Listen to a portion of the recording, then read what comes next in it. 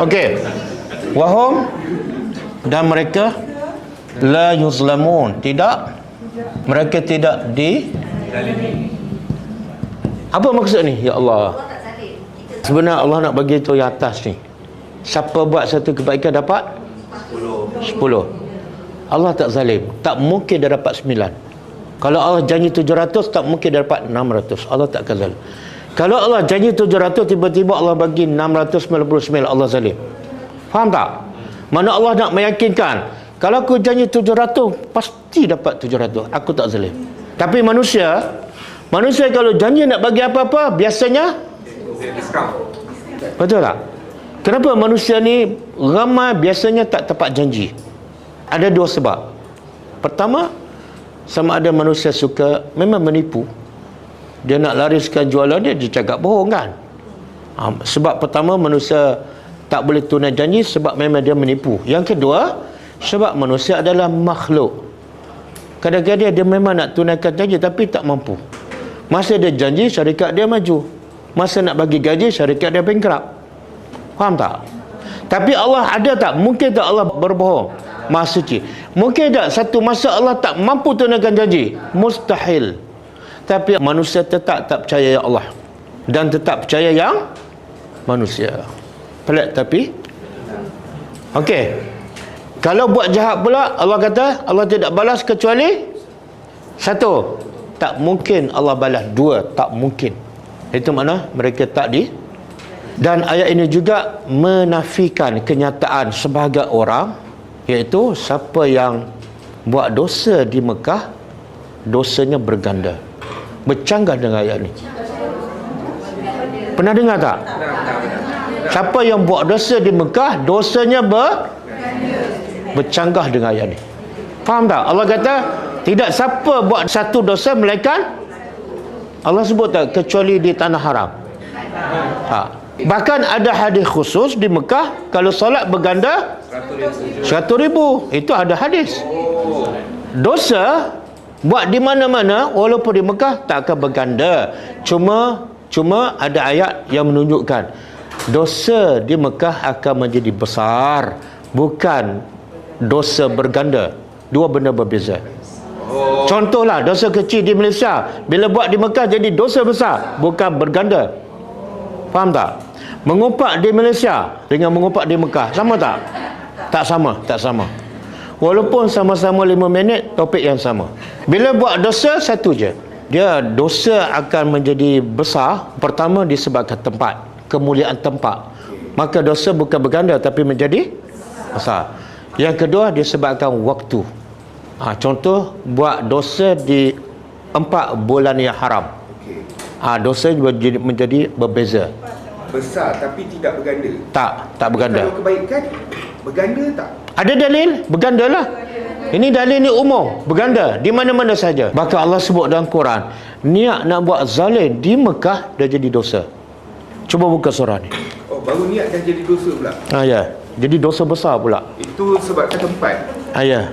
Kadang-kadang kat Mekah cepat tunjukkan. Tu orang Melayu dia kata kalau buat dosa di Malaysia, Allah bayar ansuran. Kalau kat Mekah bayar cash.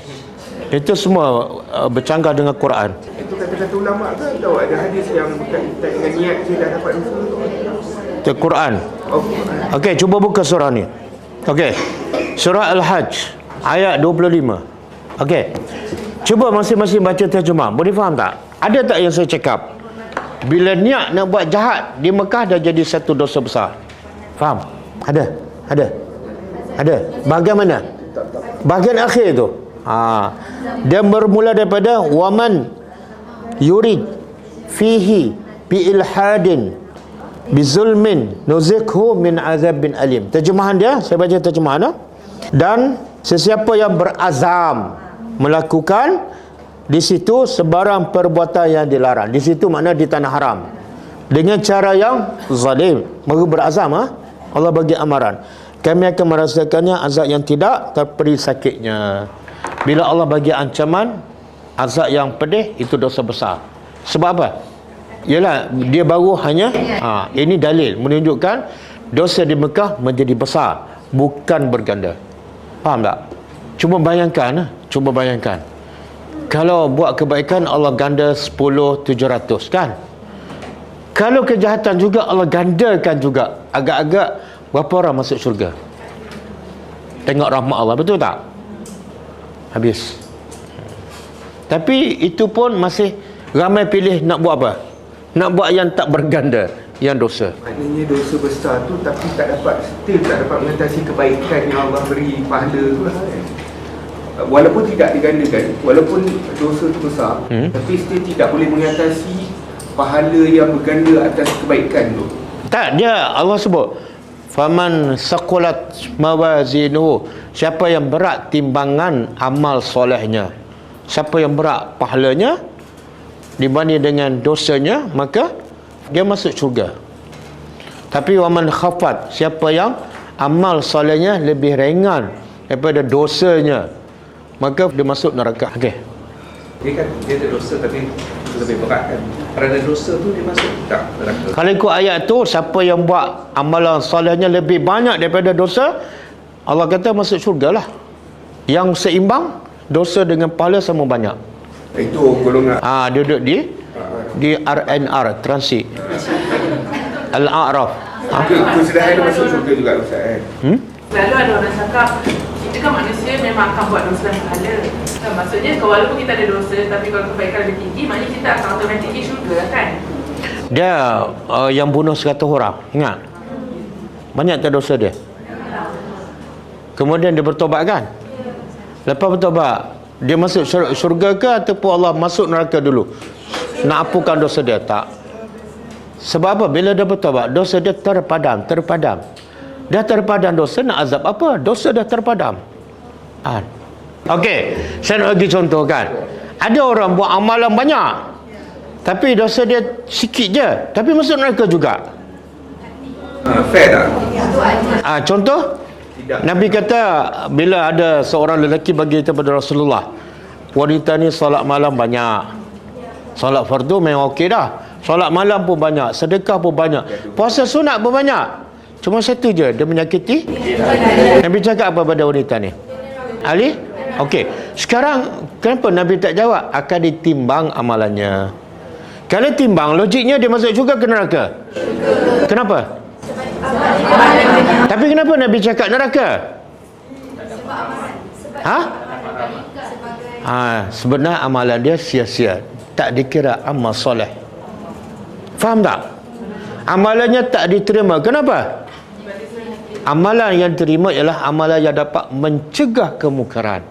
Bila dia solat buat maksiat, solat tu tak betul, Allah tak terima, tak ada amalan lah.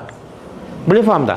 Ya Allah timbang ni amalan soleh lebih banyak, sekiranya amalan tu diterima. Maknanya kalau buka aurat semua tu Ustaz, termasuk dah. Allah kata fawailun, celaka wai untuk siapa?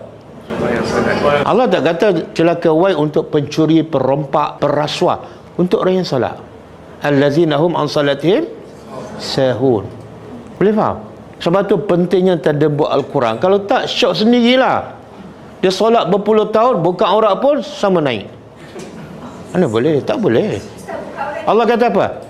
Ya ayyuhallazina amanu udkhulu fis silmi kafah. Wahai orang beriman, masuk Islam semua. Haram kamu masuk separuh-separuh. Bab solat masuk Islam, bab aurat tak ikut Islam. Haram. Sebab Allah kata wajib masuk semua sekali. Tak boleh dia pilih-pilih. Bab masa nak akad nikah ikut Islam, masa kenduri kahwin ikut Hindu. Mana boleh? Masa mendidik anak ikut siapa? Ikut Barat. Masa anak degil cari ustaz. Geram betul lah. Okey, boleh faham tak? Tengok Quran. Kalau kita tadabbur Quran daripada awal, hidup Islam kita lengkap, bukan tempang. Kan ni bulan Ramadan nampak macam Islam, lepas Ramadan betul tak?